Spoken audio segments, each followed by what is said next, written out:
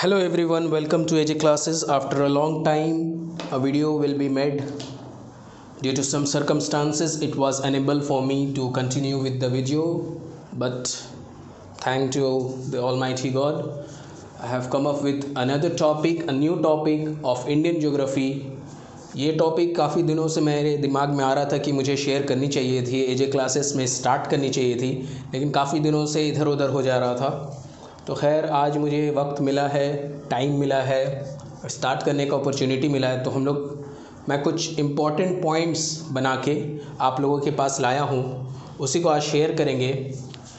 आप पूरे वीडियो को देखिए और अगर अच्छा लगा तो लाइक करिए, कमेंट करिए कि कुछ इम्प्रूवमेंट चाहिए तो भैया ये इम्प्रूवमेंट चाहिए, पीडीएफ चाहिए तो उसके लिए भी कमेंट करिए। नेक्स्ट हम लोग जल्द से जल्द अब जो वीडियोस का सिलसिला वो जारी रहेगा। नेक्स्ट इसके बाद जो हम लोग वीडियो बनाएंगे वो इकोनॉमिक्स का पार्ट 2। इकोनॉमिक्स पार्ट 1 काफ़ी व्यूअर्स को अच्छा लगा तो इकोनॉमिक्स पार्ट 2 भी निकाला जाएगा। चलिए, नॉर्थ मोस्ट पहला जो पॉइंट बोल रहा है वो बोल रहा है कि northern most point of India. तो इंडिया का नॉर्दर्न मोस्ट पॉइंट का नाम है इंदिरा कोल। इंदिरा कोल, ठीक है। नेक्स्ट क्वेश्चन बोल रहा है southernmost point of India. तो southernmost point of India जो है वो है इंदिरा पॉइंट। ऑलमोस्ट सेम ही नाम है, बस एक इंदिरा कोल है, एक इंदिरा पॉइंट है, बट इसमें थोड़ा कन्फ्यूज़न होता है सदर्न मोस्ट पॉइंट में। इस पॉइंट पे अगर हम लोग इंडिया का मेन लैंड खाली कवर अप करते हैं, जो इंडिया का ऐसे एक स्ट्रक्चर है, तो उसको अगर हम लोग पकड़ते हैं, अगर इंडियन मेनलैंड को पकड़ते हैं, तब हमारा सदर्न मोस्ट पॉइंट होता है कन्याकुमारी। कन्याकुमारी जो कि तमिलनाडु में सिचुएटेड है, ठीक है। लेकिन अगर हम लोग मेनलैंड के साथ साथ जो लक्षद्वीप आइलैंड है और अंडमान निकोबार को भी कंसीडर करते हैं, तो उस पॉइंट में हमारा सदर्न मोस्ट पॉइंट बनेगा इंदिरा पॉइंट, ठीक है। ये आप सीख लीजिए, मतलब समझ लीजिए कि क्या हो रहा है डिफरेंस। क्वेश्चन में कभी कभी कुछ और पूछता है, इंडियन मेनलैंड पूछता है और हम लोग इंदिरा पॉइंट दे देते हैं और उसके बाद फिर देखते हैं आंसर रॉन्ग हो गया। तो ये कंसेप्ट आप थोड़ा सा क्लियर कर लीजिए एग्ज़ाम से पहले। नेक्स्ट क्वेश्चन जो मैं बनाया हूँ पॉइंट वाइज में, east to west direction. India का जो ईस्ट टू वेस्ट डायरेक्शन है उसमें कितना डिस्टेंस है, टोटल डिस्टेंस, ठीक है। तो वो 2933 किलोमीटर्स होता है, ईस्ट टू वेस्ट हो गया। अब हमारा ऊंचाई नीचाई मतलब नॉर्थ से साउथ ये होता है 3214, मतलब 3214 किलोमीटर्स।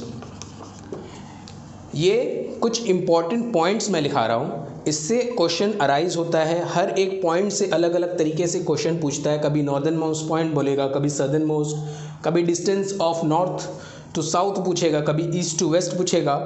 तो ये जो पॉइंट्स मैं बनाना स्टार्ट कर रहा हूँ, इस तरह से ही इंडियन ज्योग्राफी को हम लोग कोशिश करेंगे पूरा कंप्लीट करने का। अब मैं अहद लेता हूँ कि इंडियन ज्योग्राफी और इकोनॉमिक्स को जब तक ख़त्म नहीं कर लेता हूँ तब तक नहीं छोड़ूंगा। पॉलिटी थोड़ा बहुत रह गया है, उसको भी कवर अप किया जाएगा, ठीक है। नेक्स्ट चौथा नंबर क्वेश्चन बोल रहा है total land area of India. तो टोटल लैंड एरिया ये भी काफ़ी इंपॉर्टेंट है, कभी कभी आ जाता है क्वेश्चन में। 32, 87, ठीक है, एंड 263 स्क्वायर किलोमीटर्स। काफ़ी बड़ा है, याद करना मुश्किल है थोड़ा, ठीक है, लेकिन फिर भी याद हो जाता है एक दो बार ट्राई करने के बाद। Total cost line of India, अब ये कोस्ट लाइन का भी क्वेश्चन काफ़ी बार आता है। तो टोटल कोस्ट लाइन है 7516 किलोमीटर, 7516.6 किलोमीटर। इसमें ही माजरा यही वाला है, जो अगर हम लोग मेनलैंड पकड़ेंगे तो हमारा कोस्ट लाइन का जो एरिया होगा या लेंथ जो होगा वो कम हो जाएगा, लेकिन अगर हम लोग अंडमान निकोबार पकड़ते हैं तब हमारा ये 7516.6 किलोमीटर करेक्ट है। अगर हम लोग इंडियन मेनलैंड को भी पकड़ते हैं तो उसमें हमारा जो लेंथ होगा वो कम हो जाएगा, वो हो जाएगा 5422.6 किलोमीटर। इसको भी याद करके रखिए, इन केस कोई कंपटीशन में टफ करने के लिए पूछ लेगा कि इंडियन मेनलैंड का कितना कोस्ट लाइन है, तो उसमें हमारा आंसर चेंज हो जाएगा। ठीक है, ऑप्शन में 7516 भी देने का पूरा चांस है, क्योंकि कंपटीशन इसी से बढ़ेगा, ताकि हमारा जो कंपटीशन बढ़ता है वो यही ना कि आपको टू द पॉइंट याद रहे। ठीक है, चैनल को सब्सक्राइब भी करिए अगर आप वीडियो को देख रहे हैं। मैं देख रहा हूँ कि काफ़ी सारे व्यूज़ तो होते हैं लेकिन सब्सक्रिप्शन नहीं बढ़ रहा है, तो सब्सक्रिप्शन को भी बढ़ाइए और दोस्तों के साथ शेयर भी करिए। हम भी मेहनत कर रहे हैं, आप लोग भी थोड़ा सा मेहनत कर लीजिए। 2-3 सेकंड का बात होता है शेयर करना। चलिए आगे बढ़ते हैं, नेक्स्ट क्वेश्चन की तरफ आगे बढ़ते हैं। क्वेश्चन नंबर 6 बोल रहा है लॉन्गेस्ट कोस्टलाइन। ये क्वेश्चन काफ़ी बार रिपीट होता है। तो लॉन्गेस्ट कोस्टलाइन जो शेयर करता है, मतलब लॉन्गेस्ट कोस्टलाइन मतलब वह कि जिसके बगल में, जिस स्टेट के बगल में सी, मतलब इंडिया का सी वगैरह पड़ता है, उसको कोस्टलाइन बोलते हैं। ठीक है, ये हमारा गुजरात से ही स्टार्ट हो जाता है। इंडिया का ये गुजरात पोर्शन से ही स्टार्ट होता है, यहाँ तक तो पाकिस्तान, अफ़गानिस्तान वगैरह मिला रहता है, तो लैंड फ्रंटियर से ही मिला रहता है। लेकिन सी का जो स्टार्ट होता है, थोड़ा सा अजीब डायग्राम है, कवर अप कर लीजिएगा, तो वो गुजरात से ही स्टार्ट होता है। फिर यहाँ दमन दीव वगैरह भी होता है, खैर वो तो स्टेट नहीं है। तो लॉन्गेस्ट कोस्ट लाइन जो होता है उसका आंसर हमारा गुजरात है। बेग योर पार्डन, ये इंक की कमी महसूस हुई है, गुजरात आंसर है। ठीक है, गुजरात लॉन्गेस्ट कोस्ट लाइन का आंसर हुआ। नेक्स्ट जो क्वेश्चन बोल रहा है सेकंड लॉन्गेस्ट कोस्ट लाइन, ये क्वेश्चन मैं प्रीवियस 2 सालों से, जब मैं BCS दे रहा हूँ 3 सालों से, तो उसमें सेकंड टाइम में ये वाला पूछा था। एक मॉक टेस्ट या फिर एक टेस्ट पेपर में मैं देखा था कि उसमें सेकंड लॉन्गेस्ट पूछा था, तो ये काफ़ी कम्पिटिटिव बना देता है। सबको लॉन्गेस्ट, मैक्सिमम लोगों को याद हो गया कि Gujarat has the longest coast line. तो अब कंपटीशन को बढ़ाने के लिए वो लोग सेकंड लॉन्गेस्ट कोस्ट लाइन पूछ सकते हैं, तो वो पूछे थे, तो इसका आंसर है आंध्र प्रदेश, AP आंध्र प्रदेश। ठीक है, कंफ्यूज मत होइएगा, AP से अरुणाचल प्रदेश भी होता है, लेकिन यहाँ पर जो आंसर है वो आंध्र प्रदेश है। ठीक है, मैं अपने तरफ से ये स्मॉलेस्ट कोस्ट लाइन बनाया हूँ। जब देख रहा हूँ कंपटीशन थोड़ा टफ हो रहा है, कहीं वो और ज़्यादा टफर हो गया, तो इसके लिए मैं एक स्मॉलेस्ट कोस्ट लाइन बनाया, क्वेश्चन अलग सा बनाया, स्मॉलेस्ट कोस्ट लाइन कौन सा स्टेट करता है। और जब मैं ये फाइंड आउट किया तो मैं देखा West Bengal. Oh my God, तब तो ये ज़्यादा इंपॉर्टेंट है, क्योंकि वेस्ट बंगाल में जितने भी एग्ज़ाम्स है उसके लिए तो ये काफ़ी इंपॉर्टेंट क्वेश्चन हो सकता है। ठीक है, तो स्मॉलेस्ट स्टेट का कोस्ट लाइन जो होता है वो हमारा वेस्ट बंगाल में है। ठीक है, नेक्स्ट, इंदिरा पॉइंट को पहले कुछ अलग अलग नाम से जाना जाता था। ठीक है, जैसे कि पिगमेलियन पॉइंट बोला जाता था इसको, पिगमेलियन पॉइंट, या फिर एक और नाम था जिसका नाम था वही पार्सन पॉइंट। 2 अलग अलग नाम से इंदिरा पॉइंट को पहले जाना जाता था। इंदिरा पॉइंट हम लोगों ने इससे पहले पढ़ चुके हैं, ये हम लोग का सेकंड क्वेश्चन का आंसर था। Southern most point including Andaman Nicobar, अगर हम लोग इंक्लूडिंग नहीं करते हैं तो वो लेंथ कम हो जाता है और वो फिर कन्याकुमारी बन जाता है उसका सदर्न मोस्ट पॉइंट। ठीक है, नेक्स्ट क्वेश्चन पूछ रहा है लैंड फ्रंटियर ऑफ इंडिया। तो इंडिया का लैंड फ्रंटियर मतलब लैंड कितना कवर अप करता है, तो वो 15,200 किलोमीटर आंसर है। ठीक है, काफ़ी इंपॉर्टेंट क्वेश्चन था। नेक्स्ट क्वेश्चन पूछ रहा है कि इंडिया का टेरिस्ट्रियल या टेरिटोरियल सी कितने दूरी पे है। तो ये नॉटिकल माइल्स एक यूनिट है, इसका आंसर है 12 नॉटिकल माइल्स। हम लोग देख सकते हैं कि BCS के 10 ईयर्स में ये वाला क्वेश्चन बार बार आया है, मतलब रिपीट करता है, ये प्रीवियस ईयर से ही लिया गया है मोस्ट प्रोबेबली। ठीक है, तो ये 12 नॉटिकल माइल से है, डिस्टेंस है इसका। आपको कमेंट सेक्शन में ये बताना है कि नॉटिकल माइल्स को अगर हम लोग मीटर में ट्रांसफॉर्म करते हैं तो वो कितना होता है। ठीक है, दोनों का इन्वॉल्वमेंट ज़रूरी है, ये नहीं कि खाली मैं यहाँ खड़ा होकर पढ़ा रहा हूँ। आप लोग भी कमेंट करिए, बताइए, इम्प्रूव करने के लिए कुछ सजेशन भी दीजिए। ठीक है, चलिए पॉइंट नंबर 12 पे आगे बढ़ते हैं।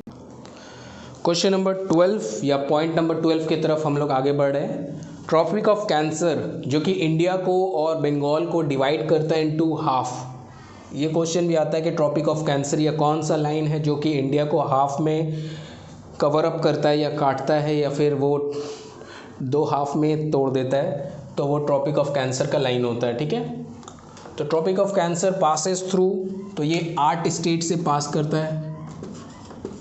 अब कौन कौन से स्टेट है वो याद करने के लिए भी मैंने एक बहुत ही अच्छा सा प्यारा सा ट्रिक बनाया था, जिसका लिंक आपको डिस्क्रिप्शन बॉक्स में नीचे मिल जाएगा। आप लोग वहाँ जाके चेक कर सकते हैं कि किस तरह से क्या याद करना था।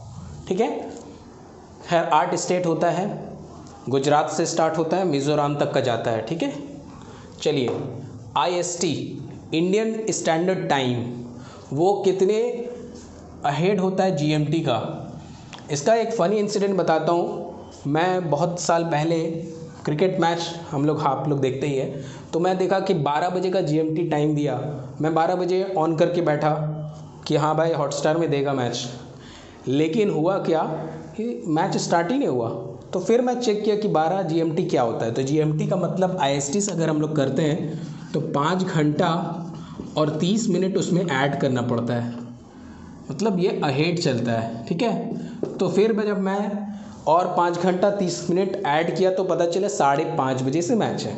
ठीक है, ये फ़नी इंसिडेंट था मेरे साथ, किसी के साथ भी हो सकता है, बट ये अच्छा खोज हुआ मेरे लिए। और अभी तक ये क्वेश्चन रॉन्ग नहीं होता है। फॉर्मेशन डेट ऑफ तेलंगाना 2019 का BCS का प्रीलिम्स में ये वाला क्वेश्चन आया था, बहुत ही लोगों से गलती भी हुआ था। 2 जून 2014 याद रखिएगा, काफ़ी इम्पोर्टेंट डेट है। ठीक है, 2014 में 2 जून में ये इस्टेब्लिश हुआ है। बहुत ही इम्पोर्टेंट क्वेश्चन है, आपको GK पर्सपेक्टिव से भी इम्पोर्टेंट है और ज्योग्राफी में भी ये पूछ सकता है। Dash is the smallest state, ये क्वेश्चन भी बहुत बार आ चुका है, गोवा। ठीक है, ये 1975 में इसका फॉर्मेशन ARB है, आप पढ़ भी सकते हैं। सॉरी 1989, 75 में सिक्किम था। ये हमारा कॉन्स्टिट्यूशन वगैरह का पोर्शन हो गया। ठीक है, लार्जेस्ट स्टेट। अब इस मामले में काफ़ी लोगों से मिस्टेक ये होता है कि वो लोग सोचते हैं लार्जेस्ट स्टेट मतलब कि पॉपुलेटेड में चले जाते हैं। Population is a different thing. Population मतलब वहाँ इंसान कितने रहते हैं, तो इंसान में UP आंसर सही है, बट यहाँ लार्जेस्ट स्टेट का बात हो रहा है जिसका आंसर राजस्थान होगा। ठीक है, राजस्थान।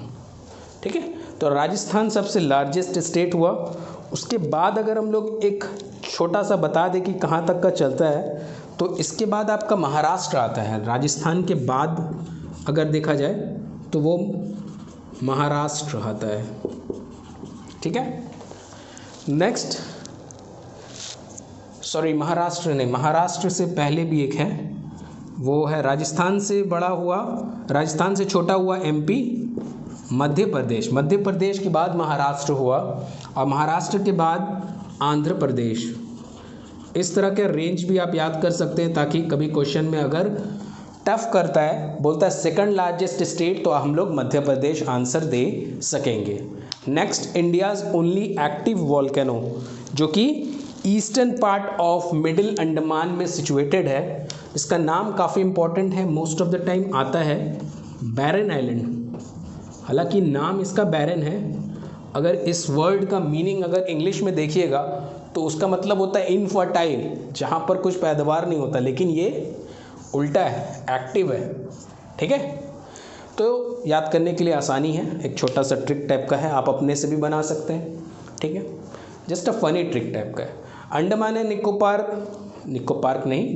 सॉरी, मैं यहाँ पर निकोबार काफ़ी दिन से गया नहीं हूँ, लॉकडाउन के टाइम से जब से बंद हो गया amusement parks, life has become a little bit hell type. Okay, nevertheless going to the question number 18, Andaman and Nicobar island is also known as, तो इसका अलग नाम एक है इमरल्ड आइलैंड। इमरल्ड जो कि एक स्टोन होता है, उसी के नाम पे एक, ये दोनों आइलैंड को इमरल्ड आइलैंड भी बोलते हैं। इमरल्ड जो स्टोन होता है उसके ऊपर क्वेश्चन ये आता है कि वो कौन से कलर का स्टोन है, तो वो ग्रीन कलर का होता है। उसके कंस्टिट्यूएंट्स के बारे में आप नेट में पढ़ सकते हैं। चलिए आगे बढ़ते हैं, 25 तक करके हम हमारा वीडियो को एंड करेंगे और नेक्स्ट जो वीडियो बनेगा इंडियन इकोनॉमिक्स का जल्द आपके पास आएगा और बाकी सब भी कंटिन्यू करूँगा मैं। अब कुछ बाउंड्रीज़ के बारे में पता करते हैं हम लोग और फाइंड आउट करते हैं कि किसका क्या आंसर है। जैसे कि 10 डिग्री चैनल एक बहुत ही इम्पॉर्टेंट चैनल है। 10 डिग्री चैनल ये सेपरेट करता है अंडमान एंड निकोबार को। अंडमान एंड निकोबार इसको सेपरेट करता है। आप मैप में देख सकते हैं, वहाँ पर 10 डिग्री चैनल बना रहता है और छोटा छोटा अंडमान का ऊपर और निकोबार का आइलैंड नीचे रहता है।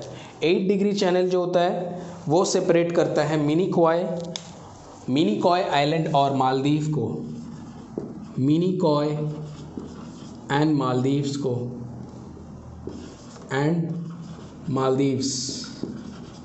अब 9 डिग्री चैनल 8 डिग्री 9 डिग्री दोनों मिलता जुलता है, मिनिकॉय से ही होता है सेपरेट, बट ये जो करता है ये सेपरेट करता है मेन आर्चिपेलागो। बहुत सारे आइलैंड्स को इकट्ठा करके आर्चिपेलागो वर्ड बना है। इसका माने यही होता है, आप देख सकते हैं गूगल वगैरह में जहाँ भी देखना है। मेन आर्चिपेलागो ऑफ लक्षद्वीप या लक्षद्वीप आइलैंड, ठीक है। ये दोनों को सेपरेट करता है 9 डिग्री चैनल। रैडक्लिफ लाइन जो है ये 1947 में बना था आज़ादी के टाइम पे। तो ये इंडिया और पाकिस्तान के बीच में है, इंडिया एंड पाकिस्तान। बहुत इजी है ये वाला लाइन। रैडक्लिफ लाइन 1947 आज़ादी के टाइम में बना, तो ये इंडिया और पाकिस्तान के साथ ही आज़ादी हुआ था, अलग अलग हुआ था, सेपरेशन हुआ था, है ना। हम लोग पढ़ते हैं हिस्ट्री में भी। मैकमोहन लाइन जो है ये 1914 में जब चाइना के साथ वार वगैरह हुआ था तो इसके लिए बना था, इंडिया और चाइना के बीच में। ये देखिए मोस्ट ऑफ अस ये हम लोग जानते थे इंडिया एंड पाकिस्तान रैडक्लिफ में बना, बट ये वीडियो में देखने से आपका ये फ़ायदा हुआ कि कब बना ये पता चल रहा है। मैकमोहन लाइन का भी 1914 जल्दी कोई चैनल में नहीं मिलता है। मैं अपना तारीफ़ नहीं कर रहा हूँ, बट अगर आपको मिल रहा है कहीं से तो वहाँ पर सब्सक्राइब और लाइक करने में क्या जाता है। चलिए दुरेंद लाइन के पास पढ़ते हैं हम लोग। सर दुरेंद 1896 में बनाए थे, 1896 में। अब इसको लेके दो कन्फ्यूजन होता है। अब जाके पीएससी शायद एक्सेप्ट कर लेता है कि पाकिस्तान और अफ़गानिस्तान के बीच में ये लाइन है। पहले पीएससी नहीं एक्सेप्ट कर रहा था, पहले एक्सेप्ट कर रहा था कि इंडिया और अफ़गानिस्तान के साथ ही है और ये बना ही था इंडिया और अफ़गानिस्तान के बीच में ही। लेकिन अभी जो पाकिस्तान ऑक्यूपाइड कश्मीर ऊपर में जो है वो एरिया को अगर पाकिस्तान का कंसिडर किया जाता है तो वो पाकिस्तान और अफ़गानिस्तान के बीच में ये दुरंद लाइन है, ठीक है। तो आप देख के समझ के करिएगा। एसएससी या सेंट्रल का कोई भी एग्ज़ाम होगा, आप आंख बंद करके पाकिस्तान एंड अफ़गानिस्तान लिख सकते हैं, टिक कर सकते हैं, क्लिक कर सकते हैं, ठीक है। ये लास्ट नंबर 49th पैरेलल मैं अपने से ऐड किया हूँ। ये जो है काफ़ी इम्पोर्टेंट इंटरनेशनल बाउंड्री है। ये भी काफ़ी बार आता है, यूएसए और कनाडा के बीच में है, ठीक है। 49th पैरेलल जो है यूएसए और कनाडा के बीच में है, ठीक है। तो आज के लिए इतना ही काफ़ी है। नेक्स्ट हम लोग मिलते हैं कल इकोनॉमिक्स या मैथ्स किसी भी एक के साथ। देखते रहिए एजे क्लासेस। Take care.